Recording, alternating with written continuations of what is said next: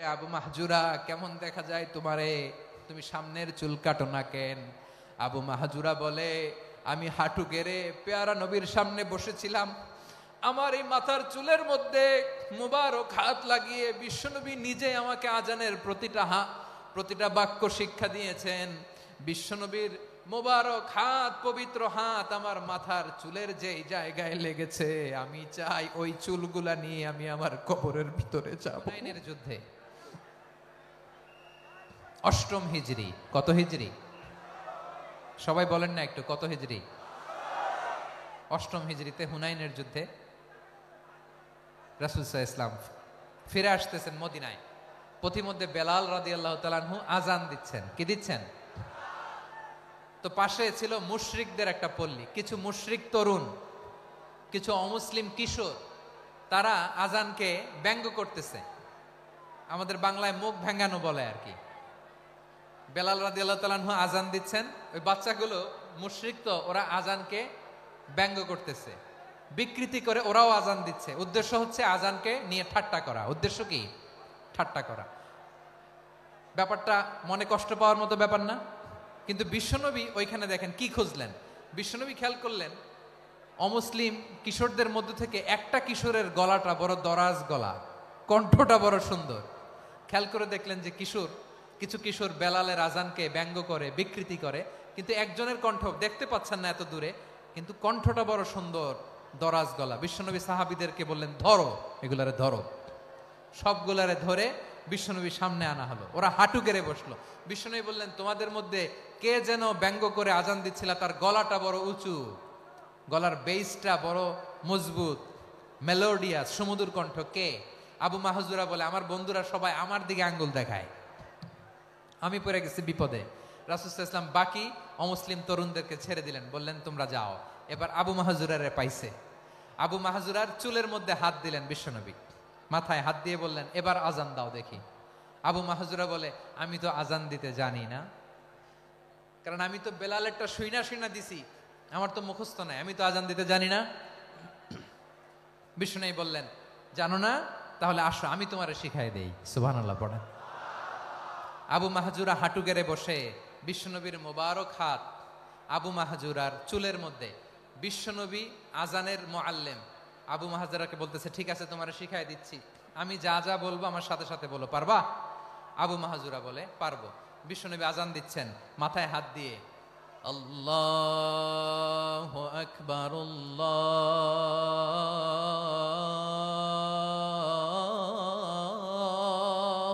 আকবার। আবু মাহজুরা এই বাক্যটা পড়লেন। বিশ্বনবী দ্বিতীয় বাক্য পড়তে আরম্ভ করলেন, আল্লাহু আকবার,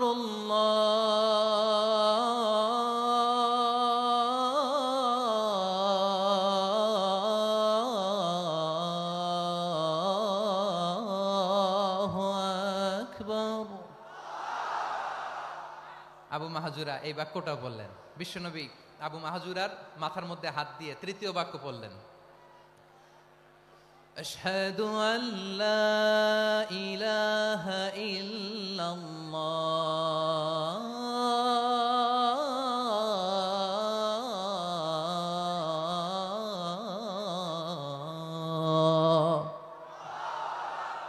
আবু মাহজুরা তৃতীয় বাক্য পড়লেন। বিশ্বনবী একটা বাক্য পরে আবু মাহজুরা পরে, বিশ্বনবী পরে আবু মাহজুরা পরে। আবু মাহজুরা কিন্তু অমুসলিম, মুশরিক।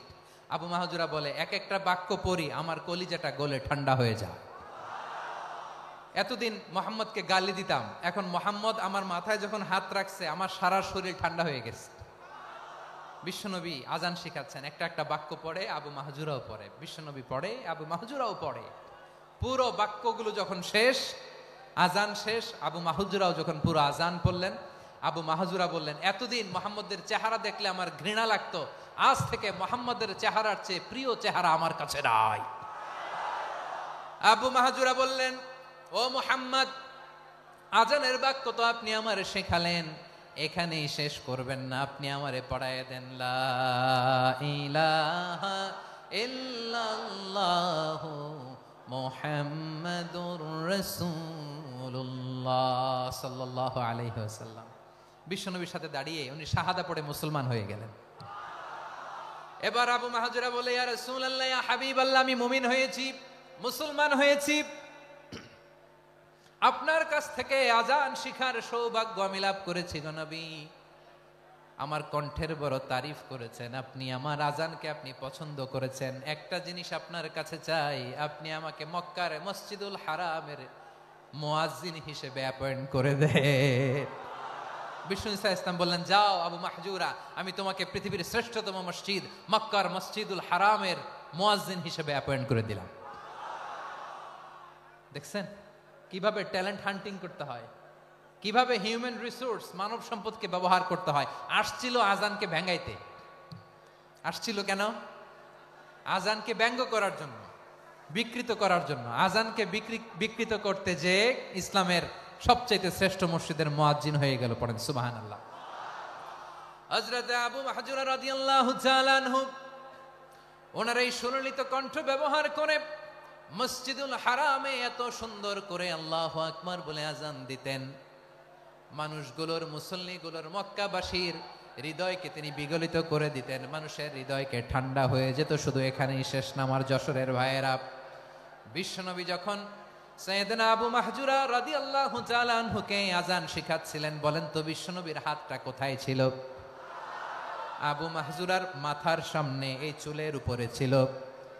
আবু মাহজুরা ওই স্মৃতিটাকে ধারণ করবার জন্য, ওই স্মৃতিকে বহন করার জন্য বিশ্বনবীর মোবারক হাত আবু মাহজুরার কপালের চুলের যেই জায়গায় লেগেছে, মৃত্যুর আগের দিন পর্যন্ত আবু মাহজুরা মাথার ওই চুলে কোনোদিন ছুরি আর কামার লাগায় নাই, সেখানে কেচি লাগায় নাই, চুলের মধ্যে খুর লাগায় নাই। আবু মাহজুরা ডান দিকের চুল কাটতো, বাম দিকের চুল কাটতো, পেছনের চুল কাটতো, সামনের চুল কাটতো না। আবু মাহজুরা রাদিয়াল্লাহু তাআলা আনহুর সামনের চুলগুলো বড় হতে হতে যখন এত বড় হয়ে যায়, তিনি চুলগুলো পেঁচিয়ে মাথার মধ্যে রাখতেন। তারপরে তিনি পাগড়ি পরতেন। সবাই জিজ্ঞেস করতো, আবু মাহজুরা, এটা আবার কেমন স্টাইল? দেখতে তোমারে কি বিদঘুটে লাগে? কেমন অড লাগে? কেমন খারাপ দেখা যায়? মক্কায় এমন কোন মানুষ তো দেখি নাই, ডানে চুল কাটে, বায়ে চুল কাটে, পেছনে চুল কাটে, সামনে কাটে না। ওরে আবু মাহজুরা, কেমন দেখা যায় তোমারে? তুমি সামনের চুল কাটো না কেন?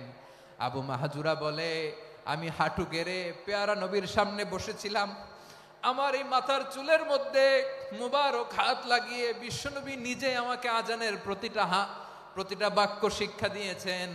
বিশ্বনবীর মোবারক হাত, পবিত্র হাত আমার মাথার চুলের যে জায়গায় লেগেছে, আমি চাই ওই চুলগুলা নিয়ে আমি আমার কবরের ভিতরে যাব। সাইয়েদনা আবু মাহজুরা রাদিয়াল্লাহু তাআলা আনহু ইন্তেকালের আগের পর্যন্ত মাথার সামনের চুলগুলা কাটে নাই। মাথার সামনের চুল তিনি কাটেন নাই। সুবহানাল্লাহ বিহামদি। কেমন ভালোবাসতেন বিশ্বনবী সাহাবীদেরকে, সাহাবারা কেমন ভালোবাসতেন বিশ্বনবীকে। সামনের চুলগুলো বড় হতে হতে এত বড় ছিল, পেঁচিয়ে রেখে পাগড়ি পরতেন, কাটতেন না। নবীর হাত লেগেছিল। সুবহানাল্লাহ পড়েন। তাহলে what is the lesson? Moral of the story কি? মোরাল অফ দ্য স্টোরি হচ্ছে, আসছিল আজানকে ব্যঙ্গ করার জন্য, বিকৃত করার জন্য, হয়ে গেল মসজিদুল হারামের মুয়াজ্জিন। দেখেন বিশ্বনবী একটা খারাপ সিচুয়েশনের মধ্যে থেকে কি ভালো জিনিস বের করে আনলেন। আমি যে শুরুতে বলেছি কিভাবে তিনি হিউম্যান রিসোর্সকে ডেভেলপ করেছেন, ম্যানেজ করেছেন। তিনি যে চৌকস ট্যালেন্ট হান্টার ছিল, দেখেন সবার মধ্যে থেকে এরে বাছাই করে মুয়াজ্জিন বানাই দিয়েছেন। সুবহানাল্লাহ পড়েন। তার মানে এই না সবাইরে ধরে ধরে উনি মুয়াজ্জিন বানাইছেন। যার যেই ট্যালেন্ট আছে তাকে ওই কাজে অ্যাসাইন করেছেন। যার যেই প্রতিভা আছে তার প্রতিভাকে ইসলামের কাজে লাগিয়েছেন। সুবহানাল্লাহ পড়েন। যায়েদ বিন সাবিত রাদিয়াল্লাহু তাআলা আনহু নাম শুনেছেন? যশোর কথা বেরোয় না। যদি জিগায় সালমান খানের নাম শুনছেন, সবাই হাত তুলবে, জি হুজুর শুনছি, মানে সব দেখা শেষ। সালমান খান, আমির খান, অমুক খান, সব খান মুখস্থ, কিন্তু যায়েদ বিন সাবিতের নাম মুখস্থ নাই মুসলমানদের। যে সাহাবী মাথার সামনের চুল কাটে নাই, মসজিদুল হারামের মুয়াজ্জিন বানাইছেন বিশ্বনবী, ওই সাহাবীর নাম কি? খায়া ফেলাইছে, স্লোগানের সাথে খায়া ফেলাইছে, আবু মাহজুরা। কি নাম? আবু মাহজুরা আল জুমাহি রাদিয়াল্লাহু তাআলা আনহু। এই নামটা আজকে নিয়ে যাইতে হবে যশোর। আবু মাহজুরা রাদিয়াল্লাহু তাআলা আনহু। 2 নম্বরে বলছিলাম যায়েদ বিন সাবিত রাদিয়াল্লাহু তাআলা আনহু। বিশ্বনবী দেখলেন মদিনার এই আনসারী সাহাবী হাইলি ট্যালেন্টেড, ইন্টেলেকচুয়াল, মেরিটোরিয়াস, জ্ঞানের প্রতি তার আকর্ষণ, মারাত্মক আকর্ষণ। বিশ্বনবী তাকে দায়িত্ব দিলেন, কোরআন যা নাজিল হয় তুমি লিখো, কাতিবুল ওহী বানায় দিলেন। সুবহানাল্লাহ। যায়েদ বিন সাবিতরে আবার আজান শিখান নাই, কারণ তার মধ্যে বিশ্বনবী প্রতিভা দেখেছেন, একাডেমিক প্রতিভা। বিশ্বনবীর একাডেমিক প্রজেক্টগুলো তিনি হ্যান্ডেল করতেন। যায়েদ বিন সাবিত ছিল বিশ্বনবীর ব্যক্তিগত সচিব। কি ছিল? ব্যক্তিগত সচিব। বোঝেন নাই? বিশ্বনবীর ব্যক্তিগত সচিব এবং দোভাষী। ইহুদিরা কিছু লিখে দিলে এটার অর্থ বিশ্বনবীরে বুঝায় দিতেন, আবার ইহুদিদের কাছে কিছু লিখতে হলে তিনি লিখে দিতেন। বিশ্বনবী একদিন বললেন, ইন্নী ওয়াল্লাহি মা আমানু ইয়াহুদা আলা কিতাব। ইহুদিরা যে চিঠি পাঠায় অর্থ তো বুঝি না, আরেক ইহুদি আইনে অর্থ করা লাগে। আবার ইহুদিদের কাছে কিছু লিখে পাঠাইতে চাইলে আমরা তো লিখতে পারি না, ইহুদিরে দিয়ে লেখা লাগে। ওরা যে পয়রা শোনায় লিখে দেয়, আমি ওদের বিশ্বাস করি না। আমার নিজের একজন লোক দরকার। বিশ্বনবী এই যায়েদ বিন সাবিতকে চুজ করলেন ল্যাঙ্গুয়েজের জন্য। উনি বললেন, যায়েদ, তোমার সফট স্কিলকে ডেভেলপ করতে হবে, তুমি হিব্রু ল্যাঙ্গুয়েজ শিখে ফেলো। যায়েদ বিন সাবিত বলল, বিশ্বনবীর মোটিভেশন আর ইন্সপিরেশন পেয়ে আমি 15 দিনে ইহুদিদের এই হিব্রু ল্যাঙ্গুয়েজ শিখে ফেললাম।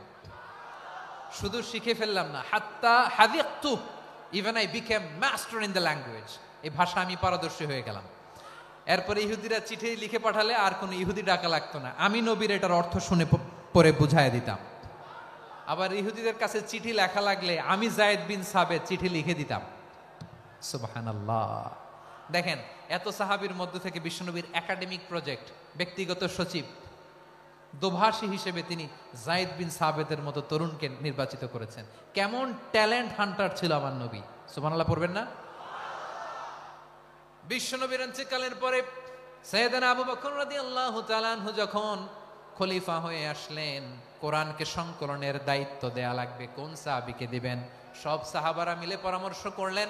সাইয়েদনা আবু বকর, ওমর সবাই মিলে এই বিশাল কোরআন সংকলনের গুরু দায়িত্ব বিশ্বনবীর ব্যক্তিগত সচিব, বিশ্বনবীর দোভাষী, বিশ্বনবীর সিলেক্ট করাই লোক যায়েদ ইবনে সাবিত রাদিয়াল্লাহু তাআলা আনহুকে দিয়েছে। কোরআনের কপি তো আজকে এখানে রাখে নাই। এই যে আজকের যে কোরআন পড়েন, এটা আগে এরকম ছিল না। কোরআন নাজিল হলে সাহাবারা চামড়ার, ওটের চামড়ায় লিখে ফেলতো, ওটের চ্যাপ্টা হাড্ডির মধ্যে লিখে ফেলতো, গাছের গুড়ির মধ্যে লিখে ফেলতো। বিভিন্ন জনের কাছে ছড়ানো ছিটানো ছিল। আবু বকর রাদিয়াল্লাহু তাআলা আনহু একসাথে করলেন, পরবর্তীতে উসমান রাদিয়াল্লাহু তাআলা আনহু একসাথে করলেন। 114 সূরার এখন এই মুসহাফ, এই কম্পাইলেশন, এই কপি আমরা পেয়েছি, যার হিউজ কন্ট্রিবিউশন ছিল। এই পুরো কোরআন কম্পাইলেশনের প্রজেক্ট ম্যানেজার ছিল যায়েদ বিন সাবিত রাদিয়াল্লাহু তাআলা। কোরআন কম্পাইলেশনের প্রজেক্ট ম্যানেজার। দেখেন, ওনারে মাথায় হাত দিয়ে আজান শিখায় নাই। সুবহানাল্লাহ কইবেন না? তাহলে প্রথম সাহাবী আবু মাহজুরাকে মুয়াজ্জিন বানাইলেন, যায়েদ বিন সাবিতকে ব্যক্তিগত সচিব আর দোভাষী বানালেন, মুসআব ইবনে উমাইর রাদিয়াল্লাহু তাআলা আনহুকে ইসলামের প্রথম অ্যাম্বাসেডর বানালেন। তাহলে তৃতীয় নাম্বার একজন সাহাবীর নাম বলছি, মুসআব ইবনে উমাইর। মুসআব কি নাম? নামটা কেমন লাগে?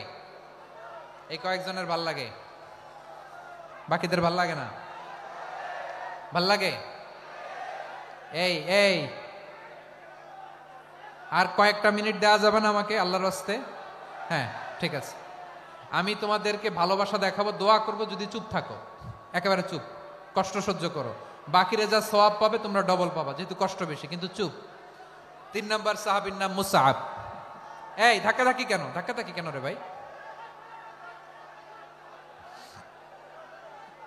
না না না, এরকম হইলে আসবো না যশোর, আমি আর আসবো না।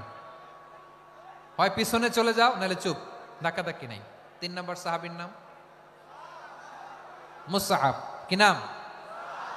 হি was the first ambassador in ইসলাম।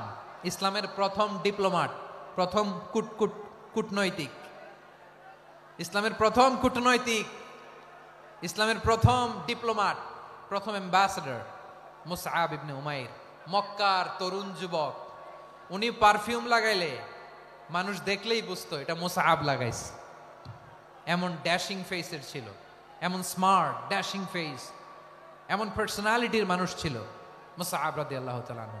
কারণ যিনি ইসলামের স্পোকম্যান হবেন, মুখপাত্র হবেন, তার স্মার্ট হওয়ার দরকার আছে না নাই? আকাবার প্রথম শপথ যখন হলো, তাদের সাথে বিষ্ণু ঈসা ইসলাম মদিনাতে একজন মুখপাত্র পাঠালেন, ডিপ্লোম্যাটকে পাঠালেন, অ্যাম্বাসেডর অফ ইসলাম। তিনি হচ্ছেন মুসআব ইবনে উমাইর। পড়েন সুবহানাল্লাহ। বিশ্বনবী দেখলেন সে অনেক স্মার্ট, তার ডেডিকেশন আছে, সিনসিয়ারিটি আছে, এবং মদিনায় যে আউস খাজরাজ গোত্রের নেতাদের সাথে ডিল করতে হবে, ইহুদিদের সাথে ডিল করতে হবে, ওখানে একজন পাক্কা জানু খেলোয়াড়ের দরকার আছে না নাই? মুসআব ইবনে উমাইর রাদিয়াল্লাহু তাআলা আনহু, ওনাকে বিষ্ণু ঈসা ইসলাম চুজ করলেন। এবং বিষ্ণু ঈসা ইসলামের এই চুজিংটা, এই সিলেকশনটা এত সুন্দর ছিল, তিনি মদিনাতে যে বিশ্বনবী আসার আগেই মদিনার জমিনকে তিনি উর্বর করে ফেলছেন। প্রতিটা ঘরে ঘরে কালিমার দাওয়াত তিনি পৌঁছায় দিচ্ছেন। জুমার বিধান নাজিল হয়েছে, কিন্তু মক্কায় পরিবেশ নাই জুমা পালনের। বিষ্ণু ঈসা ইসলাম একজনকে দিয়ে খবর পাঠালেন, যাও মদিনায় মুসাবকে যে বলো, মুসাব তো আমার শিক্ষক, আমার স্পোকম্যান, মদিনাতে যেন তারা জুমা কায়েম করে। বিশ্বনবীর আগেই মুসআব মদিনার মুসলিমদেরকে নিয়ে মদিনায় প্রথম জুমা কায়েম করে ফেলছে। কোন সুবহানাল্লাহ। ডিপ্লোম্যাটদের কেমন হইতে হয়, অ্যাম্বাসেডারের কেমন হইতে হয়, মুসআব রাদিয়াল্লাহু তাআলা আনহুর কাছ থেকে শিখে নাও। মুসআব নামটা কেমন লাগে? যশোর যাদের সন্তান হবে, ছেলে সন্তান, আমার রাস্তায় পাইলে সবাই জিজ্ঞেস করে, হুজুর একটা নাম দেন, আমার ছেলে হবে। যশোরবাসীর জন্য আমি একটা নাম দিয়ে দিলাম, নাম রাখতে হবে মুসআব। কি নাম? নামটা যাদের ভাল লাগে, ছেলে সন্তান অনাগত আসবে, মনে চাইলে নাম রেখে দিবেন মুসআব রাদিয়াল্লাহু তাআলা আনহুর নামে মুসআব। তাহলে মুসআব রাদিয়াল্লাহু তাআলা আনহুকে বিশ্বনবী ল্যাঙ্গুয়েজ শিখান নাই, সফট স্কিল শিখান নাই। যায়েদ রাদিয়াল্লাহু তিনি হিব্রু ল্যাঙ্গুয়েজ শিখেছেন, সুরিয়ানি শিখেছেন, কিন্তু মুসআবকে তিনি বানিয়েছেন the spokesman of Islam, the first diplomat, the ambassador of Islam. সুবহানাল্লাহ পড়বেন না? আব্দুল্লাহ ইবনে আব্বাস রাদিয়াল্লাহু তাআলা আনহু বিশ্বনবীর কাজিন, চাচাতো ভাই। আবার মাইমুনা রাদিয়াল্লাহু তাআলা আনহু, মাইমুনা নবীর স্ত্রী, তিনি ছিলেন আব্দুল্লাহর আপন খালা। তো নবীর বউ যদি ওনার খালা হয়, নবী তার কি? বুঝে নাই, নবী তার কি? খালু। তাহলে সম্পর্ক অনেক গভীর, কাজিন আবার খালু। ছোট্ট মানুষ, তাই রাতে মাঝে মাঝে ঘরে থাকতো। বিশ্বনবী দেখলেন আব্দুল্লাহ যেহেতু আমার ঘরে ঢুকতে পারে, আব্দুল্লাহরে এই উম্মতের বড় শিক্ষাবিদ বানাইতে হবে। কথা বোঝে নাই? আব্দুল্লাহকে কি বানাইতে হবে? শিক্ষাবিদ, এডুকেটর অফ দিস উম্মাহ, এই উম্মার শিক্ষাবিদ বানাইতে হবে। তাই আব্দুল্লাহ ইবনে আব্বাসকে বিশ্বনবী হাতে কলমে শিক্ষা দিয়েছেন। আহারে, আর এরপরে যে কি ভাষা আসবে তোমাদের জন্য আমার মুখ থেকে আমি নিজেও জানি না। 1 ঘন্টা যাবত ধাক্কা ধাক্কি মারামারি। তো আসতে বলছে কে তোমাকে? পেছনে চলে যাও, জায়গা না পেলে। পুরো প্রোগ্রামটাই নষ্ট করে দিল।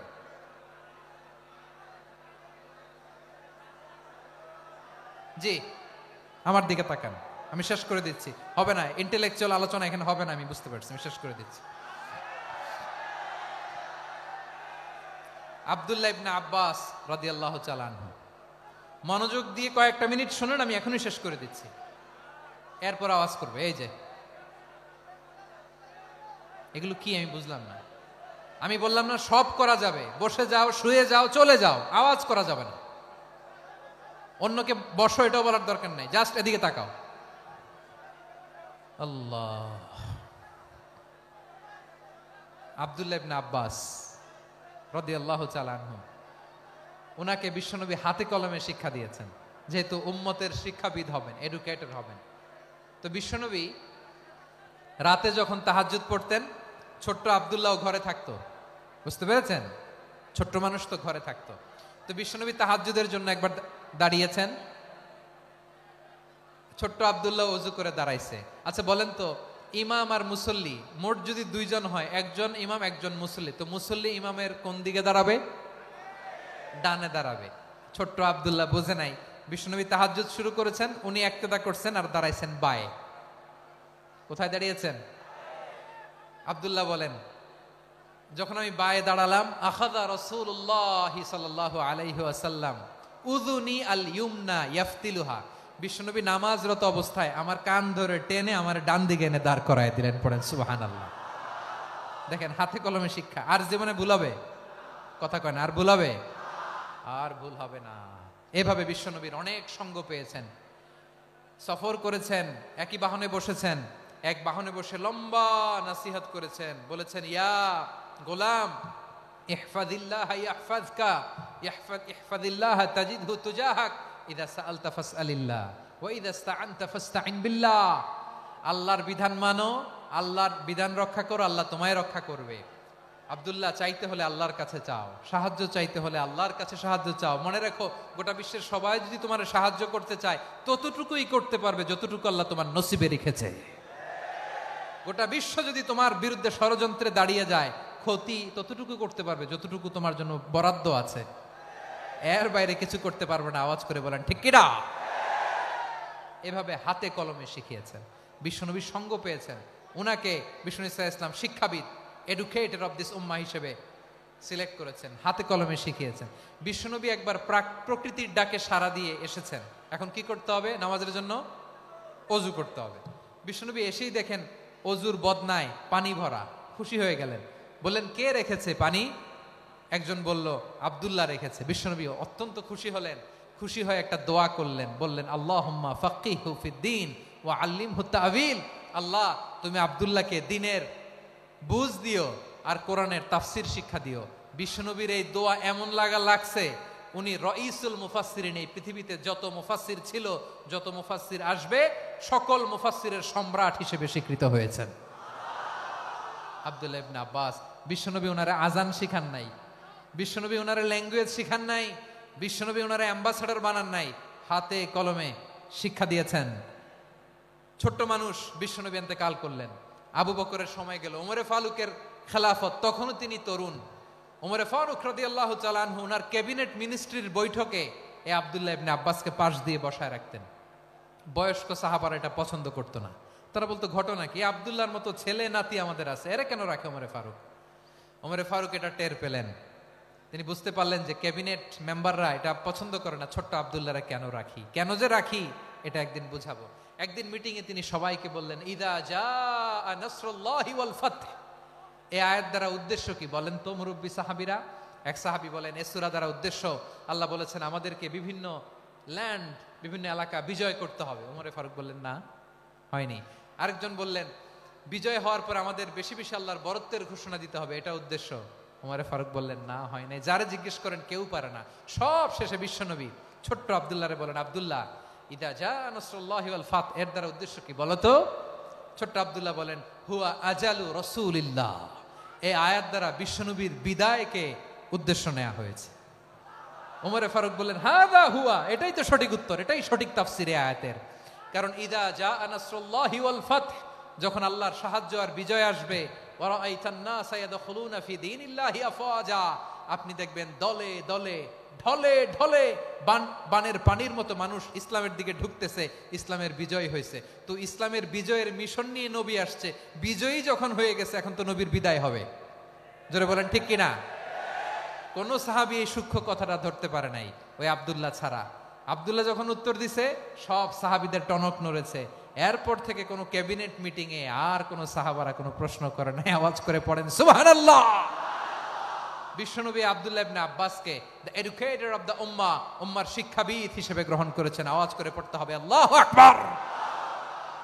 সাহাবীদের নামগুলো মনে থাকবে?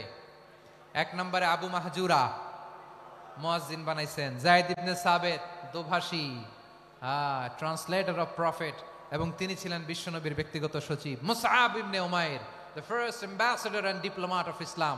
আব্দুল্লাহ ইবনে আব্বাস এই উম্মার সবচেয়ে বড় এডুকেটর, শিক্ষাবিদ। আরেকজন ছিল আব্দুল্লাহ ইবনে মাসউদ রাদিয়াল্লাহু তাআলা। দুই আব্দুল্লাহ, আব্বাস গেল, আরেকজন হচ্ছে মাসউদ। মক্কার তরুণ, ছাগল পালতো মুশরিকের। বিশ্বনবী আর আবু বকর রাদিয়াল্লাহু তাআলা আনহু একবার গেলেন, যে দেখে এই তরুণ দাঁড়ায় আছে। বিশ্বনবী বলেন আমি খুব ক্ষুধার্ত, তোমার কাছে কি দুধ আছে ছাগলের? আব্দুল্লাহ ইবনে মাসউদ বলে আছে। ওয়ালাকিন আনা মুতামান, কিন্তু যে দুধ আছে এটা আমানতের, আমি দিতে পারবো না। বিশ্বনবী এইটা শুনেই তারা টার্গেট করে ফেলছে। আনা মুতামান, দুধ আছে কিন্তু এটা আমার মালিকের, আমি তো দরদ দেখায় আমার মালিকের দুধ আপনি পথিক, আপনারে দিতে পারি না। বিশ্বনবী টার্গেট করে ফেলছেন, এরে আমার কাজে লাগাইতে হবে। বিশ্বনবী বললেন আচ্ছা ঠিক আছে দুধ দিও না, কিন্তু এমন ছাগি আছে কিনা যেই ছাগির সাথে কোনো ছাগলের মিলন হয় নাই, তার ওলানে দুধও আসে নাই, বাচ্চাও নাই, এরকম ছাগির থেকে যদি আমি দুধ খাই তাহলে তো সমস্যা নাই। বলতেছে এরকম ছাগির থেকে দুধ খাইলে সমস্যা নাই, কারণ এরকম ছাগির ওলান থেকে দুধ আসবেও না। বলতেছে ঠিক আছে এরকম একটা ছাগি নিয়ে আস। নিয়ে আসা হলো। বিশ্বনবী বিসমিল্লাহ বলে ওই ছাগির ওলানে হাত দিলেন। হাত দিতে দেরি, পুরো ওলানটা দুধে ভরে যেতে দেরি হয় না। বিশ্বনবী আর আবু বকর রাদিয়াল্লাহু তাআলা আনহু দহন করে পেট ভরে খেলেন। এই দৃশ্য আব্দুল্লাহ ইবনে মাসউদের হৃদয়ে দাগ কাটলো। এই মুআজিজা দেখে তিনি বললেন আশহাদু আল্লা ইলাহা ইল্লাল্লাহ ওয়া আশহাদু আন্না মুহাম্মাদুর রাসূলুল্লাহ। তিনি ষষ্ঠ মুসলিম ছিলেন, 6 নম্বর মুসলমান। ওনাকে টার্গেট করে বিশ্বনবী দেখলেন এমন ইন্টেলেকচুয়াল ব্রেন, উনি সূক্ষ্ম সূক্ষ্ম জিনিস বুঝে বেশি, ফিকহি জ্ঞান ওনার মধ্যে বেশি। বিশ্বনবী ওনাকে কোরআনের জ্ঞান শিক্ষা দিতে লাগলেন। উনি বিশ্বনবী সবার কাছে কোরআন শোনায়, কিন্তু বিশ্বনবী নিজে আব্দুল্লাহ ইবনে মাসউদের কাছ থেকে কোরআন শুনতো। বিশ্বনবী একবার বললেন ইকরা আলাইয়া ইয়া মাসউদ। ইবনে মাসউদ একবার শোনাও তো কোরআন দেখি। আব্দুল্লাহ ইবনে মাসউদ বলে আকরাউ আলাইকা ওয়া আলাইকা উনজিল। নবী আপনার উপর কোরআন নাজিল হয় আর আমি আপনার সামনে কোরআন পড়ব। বিশ্বনবী বললেন ইন্নী উহিব্বু আন আসমাআহু মিন গায়রি। আমি নিজে পড়তে যেমনি ভালোবাসি, অন্যে পড়ুক আমি শুনবো, এটাও আমি ভালোবাসি। সূরা নিসা তিনি তেলাওয়াত করে শুনিয়েছেন। এমন সূক্ষ্ম সূক্ষ্ম বিষয় বিশ্বনবী উনাকে ধরিয়ে দিয়েছেন। উনি হয়ে গিয়েছেন আব্দুল্লাহ ইবনে আব্বাস, হয়েছেন রাইসুল মুফাসসিরিন, উনি হয়ে গিয়েছেন ফাকিহুল উম্মাহ। ওনার চাইতে বড় ফকি এই পৃথিবী আর দেখবে না। চিল্লায় বলেন সুবহানাল্লাহ। উনি বলতেন ওয়াল্লাহি ওয়াল্লাহি ইল্লাযী লা ইলাহা গায়রু মা উনজিলাত সূরাতুন ইল্লা ওয়া আনা আ'লামু আইনা উনজিলাত ওয়া ফীমা উনজিলাত। বিশ্বনবী এমন ভাবে কোরআনের দার্স আমাকে দিয়েছেন, কোরআনে যত সূরা নাজিল হয়েছে, যেখানে নাজিল হোক না কেন আমি জানি এটা কোথায় নাজিল হয়েছে এবং কোন প্রেক্ষাপটে নাজিল হয়েছে। এমন একটা সূরা নাই যে সূরার কোথায় নাজিল হয়েছে আমি মাসুদের জানা নাই, কোন প্রেক্ষাপটে নাজিল হয়েছে আমার জানা নাই। এরকম ঘটবে না। চিল্লায় বলেন আল্লাহু আকবার। এই আব্দুল্লাহ ইবনে মাসউদ রাদিয়াল্লাহু তাআলা আনহু ওমরে ফারুকের সময় কুফার চিফ জাস্টিস ছিলেন। কুফা নগরীর চিফ জাস্টিস। চিফ জাস্টিস বুঝেন নাই? বিচারপতি। কি ছিলেন? সবাই বলে নাই কি ছিলেন? বিচারপতি ছিলেন। এবং ওনার যে ফিকহি জ্ঞানের ধারা, এটাই আলকামা, ইব্রাহিম আন-নাখাই, হাম্মাদ ইবনে সুলাইমান হয়ে ইমাম আবু হানিফা পর্যন্ত পৌঁছেছে। এবং ওনার ফিকহি জ্ঞানের ধারাই হানাফি মাযহাবে অ্যাকসেপ্ট হয়েছে। আজও এগুলো হানাফি মাযহাবে চর্চিত হয়। হানাফি মাযহাবের সব ফিক আব্দুল্লাহ ইবনে মাসউদের ফিকহি জ্ঞানের ধারা থেকে নেওয়া হয়েছে। চিল্লায় পড়েন সুবহানাল্লাহ। তাহলে উনাকে বিশ্বনবী বানিয়েছেন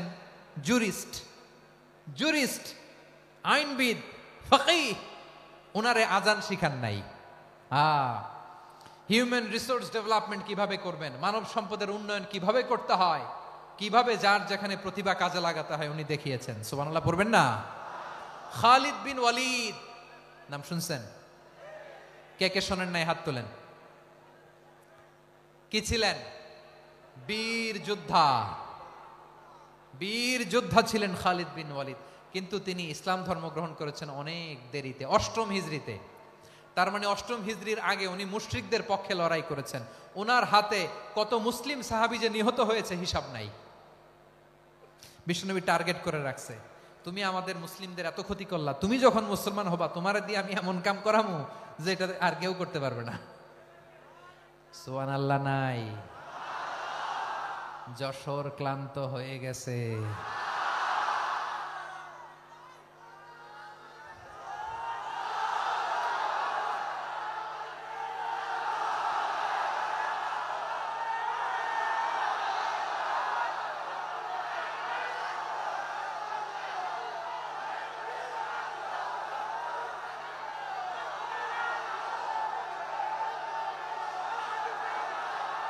মাশাআল্লাহ। বসুন বসুন বসুন। খালিদ বিন ওয়ালিদ রাদিয়াল্লাহু তাআলা আনহু 8ম হিজরিতে মুসলিম হয়েছেন, মক্কা বিজয়ের আগে। তো মক্কা বিজয়ের আগে যখন মুসলিম হয়েছেন, এর আগে কি করছেন? কাফিরদের সাথে যুদ্ধ করেছেন। উনি উহুদের যুদ্ধে মুসলমানদের যে পরাজয় ভাব, কঠিন পরিস্থিতির মুখোমুখি উনার কারণে পেছন থেকে এমন আতর্কিত আক্রমণ করেছেন, মুসলমানদেরকে কচুকাটা করেছেন। অষ্টম হিজরিতে আল্লাহ তাআলা হেদায়েতের নূর দিয়ে ওনার হৃদয়টাকে উজালা করে দিলেন। লা ইলাহা এটা এমন বাণী যার হৃদয়ে একবার টাচ খাবে এইটা থেকে সে আর পালিয়ে বেড়াতে পারে। ঝিনুকের ভেতর লুকিয়ে থাকে যেমন মতি, ঝিনুকের ভেতর লুকিয়ে থাকে যেমন মতি, কলমা শাহাদাতে আছে আল্লাহর জ্যোতি, কলমা শাহাদাতে আছে আল্লাহর জ্যোতি। ঠিক কিনা বলেন? মক্কা বিজয়ের আগে মুসলিম হলেন, হওয়ার পরেই বিশ্বনবীর টার্গেট ফুলফিল হলো। ওই যে টার্গেট করে রেখেছেন আর দোয়া করেছেন, খালিদ বিন ওয়ালিদ যদি মুসলিম হয় তাকে আমি মিলিটারি চিফ বানাবো। ওনাকে আজান শিখান নাই, ওনারে কান ধইরা নামাজের এই মাথা থেকে ওই মাথা আনান নাই, ফিকহি কোরআনের সূক্ষ্ম তাফসীর ওনারে শিখান নাই, অ্যাম্বাসেডর বানান নাই। বিষ্ণু ইসলাম উনাকে সামরিক অভিযানে প্রেরণ করেছেন। সামরিক অভিযানে তিনি প্রেরণ করেছেন। উনার জীবদ্দশায় উনার নেতৃত্বে যতগুলো যুদ্ধ হয়েছে একটা যুদ্ধেও তিনি পরাজয় বরণ করেন নাই। ওমরে ফারুকের সময়কালে তিনি চিফ অফ মুসলিম মিলিটারি মানে মুসলিম সেনাপতি হয়েছেন। যশোর আওয়াজ করো, ঠিক কিনা বলো? সেনাপতি, মুসলিম সেনাপতি। তাহলে কিভাবে হিউম্যান রিসোর্স ব্যবহার করতে হয় গোটা বিশ্ব আমার নবীর কাছ থেকে শিখে নাও। খালিদ বিন ওয়ালিদ, ওনাকে বিশ্বনবী একটা উপাধি দিয়েছেন। উপাধিটা হচ্ছে সাইফুল্লাহিল মাসলুল, আল্লাহর নাঙ্গা তরবারি, আল্লাহর খোলা তরবারি, দ্য ওপেন সোর্ড অফ আল্লাহ। খালিদ বিন ওয়ালিদ মুসলিম সেনাপতি। হাসান বিন সাবেত নাম শুনছেন? দেখি উনি কি ছিল বলেন। রাসূলের সভা কবি, কালচারাল হিজিমনিকে ডিফিট করার জন্য। উনি ভালো অস্ত্র চালানো জানতেন না, ওই কাজে উনি যেতেন না। ওনার ছিল কাব্য প্রতিভা। কাব্য প্রতিভা, কাফিররা কবিতা দিয়ে নবীকে গালি দিত। বিশ্বনবী বলতেন, ইয়া হাসান আজিব আন রাসূলিল্লাহ, তুমি নবীর হয়ে কাফেরদের এই কথাগুলোর জবাব দাও। বিশ্বনবীর একটা মিম্বার ছিল। বিশ্বনবীর মিম্বারের পাশাপাশি মসজিদে নববীতে এই হাসান বিন সাবেতের জন্য বিশ্বনবী একটা স্পেশাল মিম্বার বানিয়ে দিয়েছেন। এখান থেকে তুমি জবাব দাও। এবং বিশ্বনবী বলেছেন, আল্লাহুম্মা আইয়িদহু বিরূহিল কুদুস। আল্লাহ, হাসান আমার পক্ষে জবাব দেয়, তুমি জিব্রাইল মারফত তাকে সাহায্য পাঠায়া দিও। রাসূল সাল্লাল্লাহু আলাইহি ওয়াসাল্লামের সভা কবি, the poet of the prophet, নবীর কবি। উনি কবিতা দিয়ে এমন উচ্চাঙ্গের ভাষায় কবিতা দিয়ে তিনি জবাব দিতেন, কাফিরদের গা শিহরে যেত, তাদের হৃদয়ে আগুন ধরে যেত। তাহলে এরকম কবিরও দরকার আছে না নাই? এখন যাকে আল্লাহ দিছে কাব্য প্রতিভা, এরা যদি আপনি যুদ্ধের ময়দানে পাঠান হবে? যারে দিছে সুরেলা গলা, এরা যদি অ্যাম্বাসেডর বানান হবে না। হাসান বিন সাবেত ছিলেন বিষ্ণু ইসলামের কবি। হুযাইফা ইবনুল ইয়ামান বিশ্বনবীর গোয়েন্দা বিভাগের প্রধান। কিসের প্রধান? হুযাইফা ইবনুল ইয়ামান। ওনার ছিল ডিটেকটিভ মাইন্ড, ডিটেকটিভ মাইন্ড, গোয়েন্দা বিভাগের প্রধান। এবং উনি হচ্ছেন সাহিবু সিররি রাসূলিল্লাহ, রাসূল সাল্লাল্লাহু আলাইহি ওয়াসাল্লামের গোপন তথ্যের ধারক বাহক। নবীর যেই কথা কেউ জানে না সব হুযাইফার পেটের ভিতরে ছিল। সুবহানাল্লাহ পড়েন। মদিনার যত ইহুদিদের একটা লিস্ট ছিল, এই লিস্ট শুধু দুইজন জানতো, বিশ্বনবী আর হুযাইফা। সুবহানাল্লাহ পড়বেন না? তাহলে উনাকে কোন দায়িত্ব দিছে? কোন বিভাগ? যশোর আওয়াজ করো, কোন বিভাগ? গোয়েন্দা বিভাগের হেড ছিল। খন্দকের যুদ্ধে প্রচন্ড আজকের মতো শৈত্য প্রবাহ, মাটি খনন করতে করতে সাহাবীদের পেটে ক্ষুধা নাই, দাঁড়াইতে পারে না নামাজের জন্য, এত ক্লান্ত, ক্ষুধা, ক্লান্ত, শ্রান্ত। বিশ্বনবী বললেন, কে আছো এই কঠিন শীত, এই ভয় আর ক্ষুধার মধ্যেও খন্দকের পরীক্ষা টপকে শত্রু শিবিরে যে আমাকে তথ্য দিবা, কে আছো? কারো গায়ে শক্তিই নাই যে দাঁড়াবে, কেউ দাঁড়ায় না। বিশ্বনবী তখন নিজে হুযাইফাকে ডাক দিলেন, হুযাইফা, যে আমাকে আজকে শত্রু শিবিরের তথ্য এনে দিবে সে জান্নাতে আমার মোরাফাকা, আমার সঙ্গী হবে। হুযাইফা রাদিয়াল্লাহু ইবনুল ইয়ামান জীবনের ঝুঁকি নিয়ে এই ক্ষুধা, শৈত্য প্রবাহ, কোল্ড ওয়েভসকে উপেক্ষা করে পরীক্ষা টপকে শত্রু শিবিরে যে সবার কথাগুলো চুপে চুপে শুনে বিশ্বনবীর দরবারে এসে গোয়েন্দাদের মতো তথ্য সরবরাহ করেছেন। বিশ্বনবীর গোয়েন্দা বিভাগের প্রধান হুযায়ফা ইবনুল ইয়ামান ইন্টেলিজেন্স বিভাগ চালাতেন। মুনাফিকদের নাম ওনার কাছে ছিল। মুআয ইবনে জাবাল মদিনা রাষ্ট্রের সবচেয়ে সিনিয়র আমলা ছিলেন। আমলাতন্ত্র চিনেন তো? প্রশাসনিক কাজ যারা চালায়, অ্যাডমিনিস্ট্রেশন বুঝেন না? The department of administration. মদিনার রাষ্ট্রের সিনিয়র আমলা মুআয ইবনে জাবাল মুতাখাসসিসুন ফিল হালাল ওয়াল হারাম, হালাল হারামের স্পেশালিস্ট ছিলেন। বিশ্বনবী উনাকে ইয়ামানের গভর্নর করে পাঠাইছেন। বলেছেন, ইন্নাকা তা'তি কওমান আহলা কিতাব, এমন গোষ্ঠীর কাছে যাবা যারা ইহুদি নাসারা, আগে শাহাদা পড়লে এরপরে নামাজের দাওয়াত দিও, নামাজ পড়লে যাকাতের দাওয়াত দিও। গভর্নরের অ্যাটিটিউড যেমন থাকে তেমন অ্যাটিটিউড ধরে রেখো। সুবহানাল্লাহ পড়েন।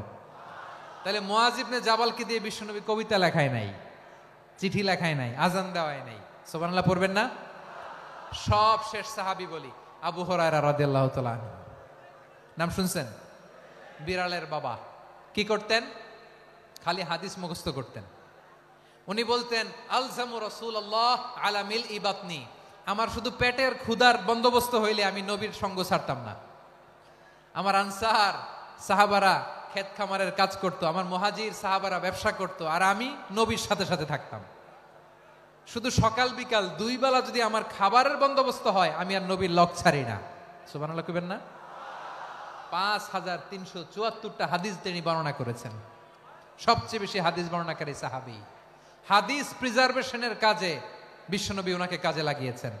উনি একদিন বলেন, ইয়া রাসূলুল্লাহ আসমাউ মিনকা কাসীরান ফালা আহফাজু, নবী অনেক কথা শুনি আমার মনে থাকে না। বিষ্ণু বললেন, তাই? উবসুত রিদাক, তোমার চাদরটা বিছাও। আবু হুরায়রা বিছালেন, বিশ্বনবী হাত বুলায় দিলেন, এরপরে অনেক হাদিস বর্ণনা করলেন। আবু হুরায়রা বলে, তারপর থেকে বিশ্বনবী যাই বর্ণনা করে আমি শুনি আর একটাও ভুলি না। এখন সুবহানাল্লাহ। বিশ্বনবী ওনাকে হাদিস প্রিজার্ভেশন, নবীর এই যে লক্ষ্য হাদিস প্রিজার্ভেশনের এই দায়িত্ব দিয়েছেন সাইয়েদনা আবু হুরায়রা রাদিয়াল্লাহু তাআলা আনহুকে। প্রিয় ভাইরা, তাহলে 10 জন সাহাবীর কথা যে বললাম, আপনারা কি খেয়াল করেছেন কত বড় ট্যালেন্ট হান্টার, চৌকস ট্যালেন্ট হান্টার ছিল আমার নবী।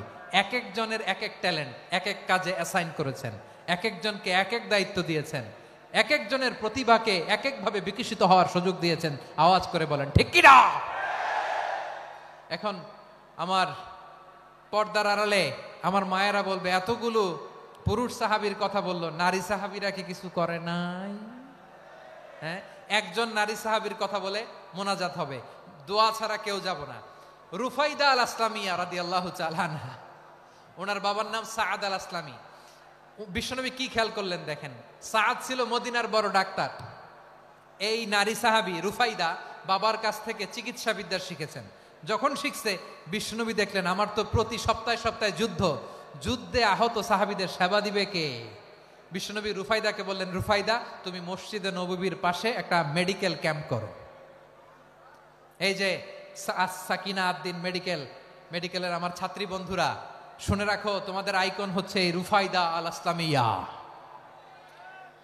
বিশ্বনবীর ডিরেকশন অনুযায়ী তিনি মসজিদে নববীর পাশে একটা মেডিকেল ক্যাম্প করলেন এবং আহত সাহাবাদের চিকিৎসা উনি ওনার টিম নিয়ে দিতেন।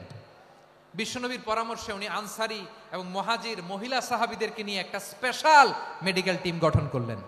খায়বার যুদ্ধে 7ম হিজরিতে যখন বিশ্বনবী যায়, উনি ওনার টিম নিয়ে আসলেন, বললেন, ইয়া রাসূলুল্লাহ আমরা তো তলোয়ার চালাতে পারি না, আমরা তো তীর মারতে পারি না, আপনি যদি অনুমতি দেন খায়বার অভিযানে আমি আমার টিম নিয়ে মেডিকেল টিমের সেবাটা সার্ভিসটা দিতে চাই। পড়েন সুবহানাল্লাহ। বিশ্বনবী অনুমতি দিলেন, যোদ্ধা সাহাবীদের সাথে রুফাইদা আল আসলামিয়া উনিও মেডিকেল টিম নিয়ে অগ্রসর হলেন। খায়বারের প্রতিটা আহত ইনজুর্ড সাহাবী যারা ইনজুরি শিকার হয়েছেন সবাই রুফাইদা আল আসলামিয়ার এই মেডিকেল ক্যাম্প থেকে চিকিৎসা সহায়তা পেয়েছেন। সুবহানাল্লাহ পড়েন। দেখেন কিভাবে বিশ্বনবী ট্যালেন্ট বাছাই করতেন। আপনি অবাক হবেন, বাহরাইনের মেডিকেল ইউনিভার্সিটিতে রুফাইদা আল আসলামিয়া মেডিকেল প্রাইজ অ্যাওয়ার্ড প্রতি বছর দেয়া হয়। যদি 8 দিনের এই মেডিকেল আমার বোনেরা যদি জেনে থাকো জানো, না হলে নতুন করে জানো, সার্চ দিও রুফাইদা আল আসলামিয়া মেডিকেল অ্যাওয়ার্ড বাহরাইনের ইউনিভার্সিটিতে দেয়া হয়। প্রিয় ভাইয়েরা, তাহলে আলোচনার সামারি আমরা করি। বিশ্বনবী যার যেখানে ট্যালেন্ট তাকে ওইখানে কাজে লাগাতেন। আওয়াজ করে বলেন ঠিক কিনা? এবার একটা ইন্টারভিউ হবে, আওয়াজ করে বলেন আবু মাহজুরাকে বিশ্বনবী কি বানাইছেন? হ্যাঁ, ভুলে গেছেন? সামনের চুলে হাত দিয়ে বিশ্বনবী কি সুন্দর গলায় আজান শিখালেন। মুয়াজ্জিন যায়েদ বিন সাবিতকে একাডেমিক প্রজেক্টের দায়িত্ব দিয়েছেন। তিনি ছিলেন বিশ্বনবীর দোভাষী ব্যক্তিগত সচিব। মুসআব ইবনে Umair, the first ambassador of Islam. Abdullah ইবনে আব্বাস, উম্মার বড় শিক্ষাবিদ মুফাসসির। আব্দুল্লাহ ইবনে মাসউদ, আব্দুল্লাহ ইবনে মাসউদ ছিলেন জুরিস্ট। কি ছিলেন? জুরিস্ট ছিলেন, এই উম্মার সবচেয়ে বড় জুরিস্ট। খালিদ বিন ওয়ালিদ সেনাপ্রধান। হাসান বিন সাবিত, হাসান বিন সাবিত ছিলেন বিশ্বনবীর সভাকবি। কি ছিলেন? বিশ্বনবীর সভাকবি ছিলেন। এরপরে হুযায়ফা ইবনুল ইয়ামান কি ছিলেন? গোয়েন্দা বিভাগের প্রধান। মুআয ইবনে জাবাল কি ছিলেন? সিনিয়র আমলা, ইয়ামানের গভর্নর। আবু হুরায়রা রাদিয়াল্লাহু তাআলা আনহু হাদিস প্রিজার্ভেশনের কাজ করেছেন। আর আমাদের রুফাইদা আল আসলামিয়া রাদিয়াল্লাহু তাআলা আনহা কি ছিলেন? নার্স ছিলেন। নার্স হয়ে মেডিকেল সেবা দিয়েছেন। প্রিয় ভাইরা, পুরো আলোচনার যদি সামারি করি তাহলে বিশ্বনবী যেভাবে হিউম্যান রিসোর্সকে ম্যানেজ করেছেন, যার যেখানে প্রতিভা কাজে লাগিয়েছেন, আমরাও যদি করি আমাদের বাংলাদেশের চিত্র আমরা পাল্টে দিতে পারবো। আমরা শুরুতে শুনেছি মানুষের আছে অসীম সম্ভাবনা, প্রতিটা মানুষ অনন্য, যত্ন নিলে, যথাযথ পরিচর্যা করলে মানুষ বিশ্ব জয় করতে পারে। ঠিক কিনা? আমাদের হাফেজে কোরআনের সামনে দাঁড়াতে পারে এমন কোনো হাফেজে কোরআন আল্লাহর জমিনে জন্ম হয় নাই। গোটা বিশ্ব কাঁপিয়ে তারা সেরা। আমাদের ক্রিকেটাররা সেরা, আমাদের তৈরি পোশাক শিল্প সেরা। এরকম অনেক অনেক সেরা জিনিস আছে, আমরা এগুলোরে নার্চারিং করতে পারি নাই, পরিচর্যা করতে পারি নাই, সঠিক তারবিয়াতের অভাব। তাহলে মানুষের অসীম সম্ভাবনাকে কাজে লাগাতে হবে। ঠিক কিনা বলেন? ইউনুস গভর্নমেন্টকে আমি বলবো, অল্প সময়ের জন্য আপনারা এসেছেন, সংস্কারও করতে হবে, আবার নির্বাচনও করতে হবে। সব সংস্কার হয়তো করতে পারবেন না, যতটুকু পারবেন এর মধ্যে আমাদের যে হিউজ ম্যান পাওয়ার, আমাদের যে মানব সম্পদ, হিউম্যান রিসোর্স, এটাকে ডেভেলপ করে আপনাদের যেতে হবে। যেটা পারবেন না সেটাকে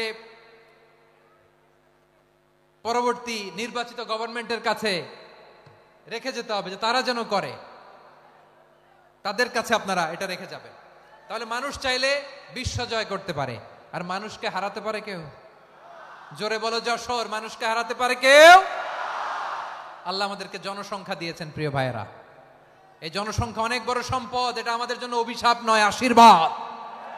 আমাদের জনসংখ্যাকে যদি আমরা জনশক্তিতে রূপান্তর করতে পারি, আজকে বাংলাদেশ যে অবস্থানে দাঁড়িয়ে আছে, বাংলাদেশ তার 20 গুণ উন্নতির শিখরে চলে যাবে। চিল্লায় বলো ঠিক কিনা? আমাদের শ্রমিক ভাইয়েরা বাইরে কাজ করে, আমাদের শ্রমজীবী ভাইয়েরা, প্রবাসীরা, তাদের ব্যাপারে গুরুত্ব দিতে হবে। আমাদের শ্রমের দাম সবচেয়ে কম, সবচেয়ে কম। তারা এম্বাসিতে গুরুত্ব পায় না, এয়ারপোর্টে গুরুত্ব পায় না। এই সরকার অবশ্য তাদেরকে অনেক গুরুত্ব দিচ্ছে। আমাদের অদক্ষ শ্রমিককে যখন আমরা দুবাই পাঠাই, অল্প বেতন পায়, কিন্তু ইন্ডিয়ানরা দক্ষ শ্রমিক পাঠাইলে তার 3 গুণ বেতন পায়। আমরা আমাদের শ্রমিকদেরকে অদক্ষ ভাবে আর পাঠাতে চাই না, দক্ষ শ্রমিক পাঠিয়ে আমরা রেমিটেন্সের বন্যা বইয়ে দেব।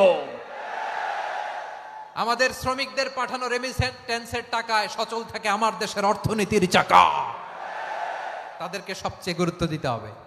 আমরা পেয়েছি ফ্রিডম ফাইটার, মুক্তিযোদ্ধা, আর আমার প্রবাসী ভাইরা হচ্ছে রেমিটেন্স ফাইটার। জোরে বলো ঠিক কিনা? তাহলে আমাদের এই জনশক্তিকে জনসম্পদে ট্রান্সফর্ম করতে হবে। ঠিক কিনা বলেন? সরকার জনগণকে এভাবে পলিশ করতে হবে। মা বাবারা ছেলে মেয়েদের মধ্যে কার কোন যোগ্যতা তাকে ওইভাবে কাজে লাগাতে হবে। সবার এ প্লাস পাওয়ার কোনো দরকার নাই। আমাদের দেশে একটা টেন্ডেন্সি আছে, পরীক্ষায় এ প্লাস না পাইলে কই তুই কি করলি, পাশের বাড়ির ছেলে এ প্লাস পাইছে, যা ওর পা ধোয়া পানি খা। কি খা? তা আমি ভাবছি যে পা ধোয়া, এ প্লাস পাওয়া ছেলেদের পা ধোয়া পানির একটা পানির ব্র্যান্ড বানাইতে হবে। এরকম লেখা থাকবে, এ প্লাস পাওয়া ছেলেদের পা ধোয়া পানি।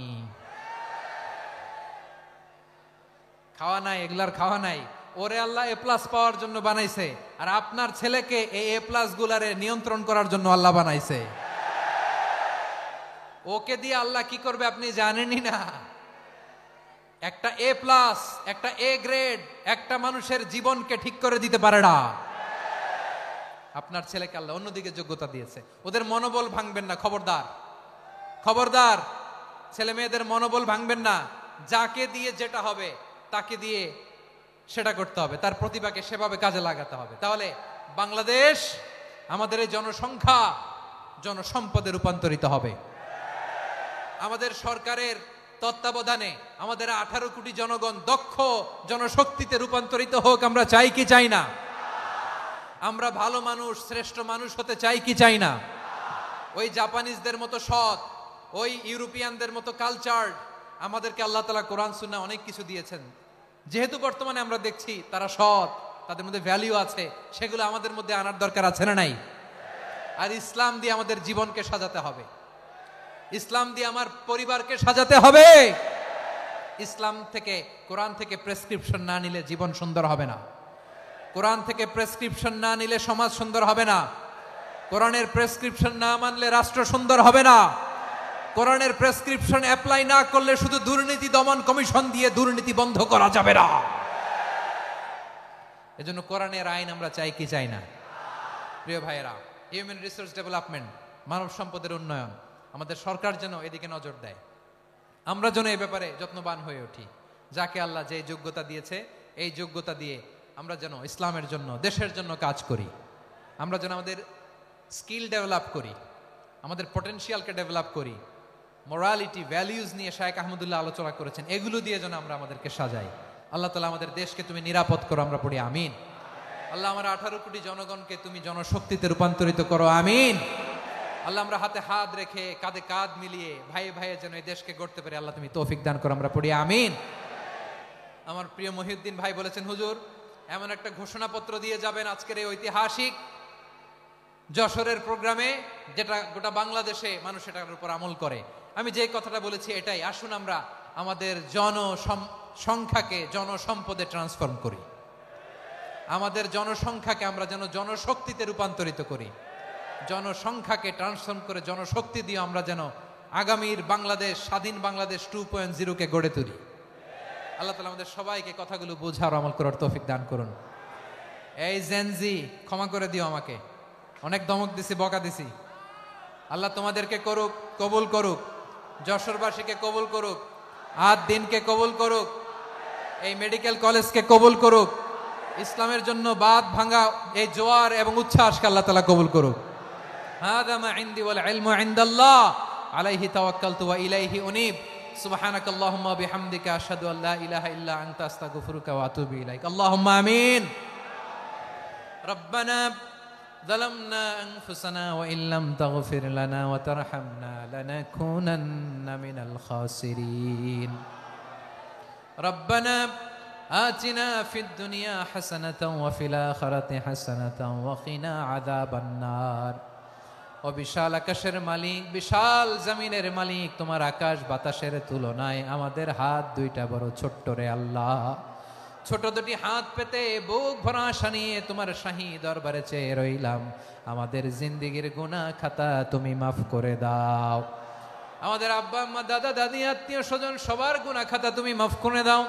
আমাদের যত আত্মীয় স্বজন কবরের বাসিন্দা, প্রত্যেকের কবরটারে তুমি কোরআনের নূর দিয়ে মুনাওয়ার করে দাও। আল্লাহ আজকের এই যশোরের প্রোগ্রামকে তুমি কবুল আর মঞ্জুর করে দাও। সূরা বনী ইসরাঈলের 70 নম্বর আয়াতের আলোকে জনসংখ্যাকে কিভাবে জনশক্তি, জনসম্পদে রূপান্তরিত করা যায়, সিরাতের লেন্সে, সিরাত থেকে আমরা শুনলাম, যা কিছু শুনলাম আমল করার তৌফিকে দাও। রব্বুল আলামিন আমার বাংলাদেশকে সোনার বাংলাদেশ হিসেবে কবুল করে নাও। আজকের প্রোগ্রামে যারা জয়েন করলো তাদেরকে তুমি কবুল করে নাও।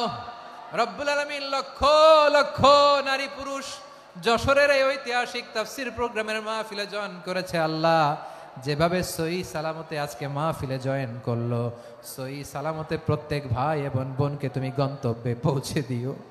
আল্লাহ কত বড় বড় আল্লাহর ওলিরা এখানে এসেছে, মাদ্রাসার হুজুররা এসেছে, পর্দার আড়ালে কত বড় নেককার নারীরা এসেছে। আল্লাহ যার হাতকে তোমার পছন্দ হয়, যার ইবাদতকে পছন্দ হয়, তার ইবাদতের ওসিলায় আজকের দোয়াটা তুমি কবুল আর মঞ্জুর করে দাও। রব্বানা তাকাব্বাল মিন্না ইন্নাকা আনতাস সামিউল আলিম ওয়া তুব আলাইনা ইয়া মাওলানা ইন্নাকা আনতাত তাওয়াবুর রহিম। সুবহানাকা রাব্বিকা রাব্বিল ইজ্জাতি আম্মা ইয়াসিফুন ওয়া সালামুন আলাল মুরসালিন والحمد لله رب العالمين واجعل آخر كلامنا عند الموت لا إله إلا الله محمد رسول الله.